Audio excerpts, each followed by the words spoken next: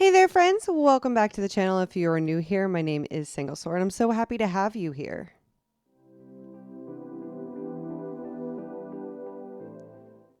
So today we are working on decorating the plaza bit, specifically a transition area from the plaza down into the peaceful meadow. So I did already put up the little entry. I can't think of the word for them right now, but maybe it'll come to me. And then I did choose to use this fountain from the Forgotten Lands as kind of a focal point for this build.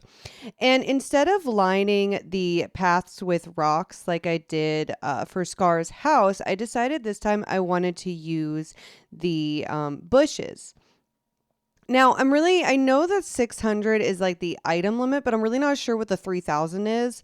But it does tend to go up when I add like bushes and rocks and things like that. So when I was starting to place the rocks, because that's what I originally intended to do, I love lining paths with rocks. I realized pretty quickly that I was going to add way too many to that 3,000 limit. So I decided against that. Now, I wanted this area to be very symmetrical. As you can see, I'm working really hard to make sure the fences are symmetrical. Now, it takes me a while to make sure they exactly are, but I do eventually get there in the end. And I think this turned out really nice. I wanted two paths off to each side as well as to go down into the peaceful meadow, because on one side, I want to probably do a kind of like pick your own fruit orchard of sorts, with maybe like a little sitting area to read and have a snack. And then on the other side, I haven't seen anybody do a shop area where they use like all of Goofy stalls. So that's something that I really want to do as well. I absolutely despise having to run to all of the different biomes to look for items from Goofy's stall. Kristoff's stall as well. I will most likely place there, but I hate having to run all over creation to buy stuff. So I do believe I am going to put all of his stalls in one area, because you can clearly see what's in each stall. And I just think that would be a really nice way to make the game a little bit more fun for me. That way I won't have to run all over the place. Now, granted, if I am planting crops, I will kind of have to, but I don't know. I like the idea of having all of them in one area, like a nice big shopping center. I just think that would be cute. So when you are placing paths in the game, some of them will go underneath the fences. And I wanted one side of the fence to be green grass, and I wanted one side of the fence to specifically have the brick pathing. So the areas of walking are really wide, and I could have made them smaller, but that would have interfered with having it being symmetrical, because I probably would have had to add another bush, or the bushes would be unequally spaced out. And I didn't like that. So I just ended up moving them just a little bit further away and making the pathways a bit wider, which I ended up liking. It gives a lot of room to walk around. You don't really run into anything. If you watched my storage room speed build already, as you can tell, like I ran into a lot of stuff when I was trying to put items away in their specific chests. And I didn't want to have to do that while running around my valley outside. So I did want to add some trees this area, but I didn't want to make this too overwhelming or have too many trees or have too many items. I wanted this to be a very simple area. I want to go into, and also this was my only second build in the actual valley. So I really wanted to focus on making sure it was as clean and as neat as possible. I did add a few trees. Like I said, I wanted this to be very, very symmetrical. So that's what I was really aiming towards. I used pretty much the same items on every single corner. I used the same amount of bushes. The fencing has the same amount of posts. And I even lined the fountain with rocks. I thought that was really, really pretty. And I'm really happy with how this turned out. I also believe that this will give me a great base to kind of work on when I go in to do the other areas. So here I'm dropping flowers because I did intend to mostly just put flowers around the trees. Now, I do believe I end up adding a few, um, but I end up kind of doing a couple other things. As you can tell, there's still that glitch where things just don't go away or don't stay properly. As you can tell, some of the bushes moved, kind of messed up the fencing a little bit. So I do fix that. And I do believe there's one more time where I have to move the fountain because it's just not equal. It may be the fountain or the bushes are kind of messed up. So it's a learning process. And also, I did remove all of those rocks on the side. Uh, but okay, that's fine. I just recently, today actually, I got a comment on my storage room build. I wish so much that they would adjust the parameters for decorating and moving items around because it is very difficult on the Switch.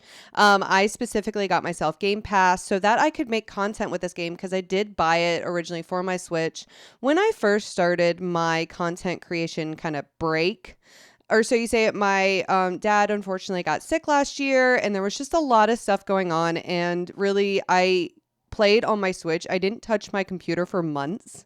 And it just like it was kind of like my escape while dealing with the stress of all of that. And like I had to move his stuff from his old house to the house that he bought over the summer. It was just a lot going on, and I hated that I couldn't decorate on the Switch. It kind of gave me a headache, which is very similar to like The Sims. I love The Sims, but like I can't go into the first person view because it gives me a headache. And it kind of did the same thing on this. So I so much understand if that's the way that you feel as well, because that's how I felt. I really wish it was easier for people to decorate on the Switch. Would you all like to see me maybe do a small area in the game, like an orchard, like the orchard or something like that, and do it on my Switch so you can kind of see the differences in how long it takes? This is sped up either 2 or 3 times speed. So please remember that if you're deciding to decorate your valley, it does take time. It's not immediate. It takes a while to get everything kind of looking the way you want it to. I think this took me about an hour, and this is an 11-minute video. So just keep that in mind when you are decorating your village. It takes a long time to get it to look the way that you want it to look. And this isn't even that intricate. If I went more intricate with it, it would have taken me even longer. So please keep that in mind. Don't get discouraged. Everything in these kinds of games, this game especially, like it takes a while. Drawing the paths takes a bit of getting used to and things like that. But I did end up moving a couple things around. I wanted to add in those flower boxes. I just thought it brought a little bit of pop of color to the area, since it was kind of hard to fit in as many flowers as I wanted to around the trees.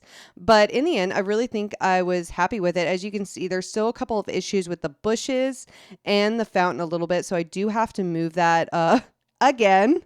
Unfortunately, I think I have to move the fountain, or it may just be the bushes. I honestly can't remember.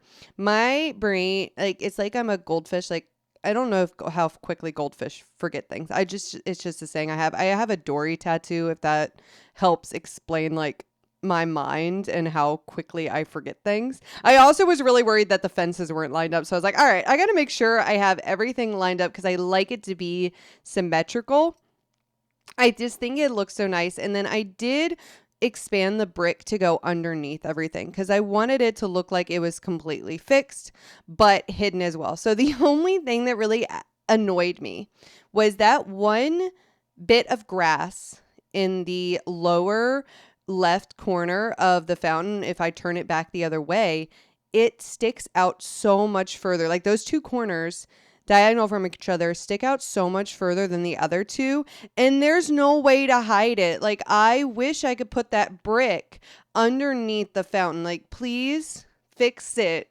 I want to put the brick under the fountain. I understand that like it makes more sense for it to be on grass, but can we get like some way to fill that? I thought maybe gravel would work better. Gravel was not the way to go here. I didn't like it. But I just think this is such a peaceful area to kind of walk into. No, I don't leave any of these bushes because that completely defeated the purpose of having a large area to walk through. I got rid of them. I really liked having the little bike. I did try to add some other things because I hated those corners. They're terrible, but I've learned to love it and live with it and deal with it. Hopefully, there'll be a way to kind of adjust that better in the future. But who knows? We don't know.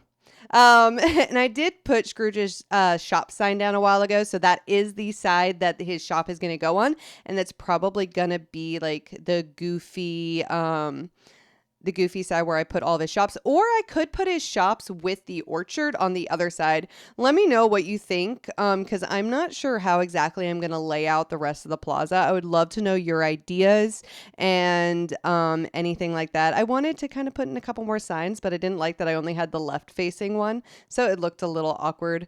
But thank you all so much for watching. I hope you enjoyed the video. I hope this gave you some inspiration to make a transition area in your plaza. Be sure to like and subscribe if you enjoyed the video.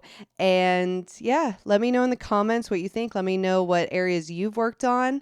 And I will see you all next time. Bye, everybody.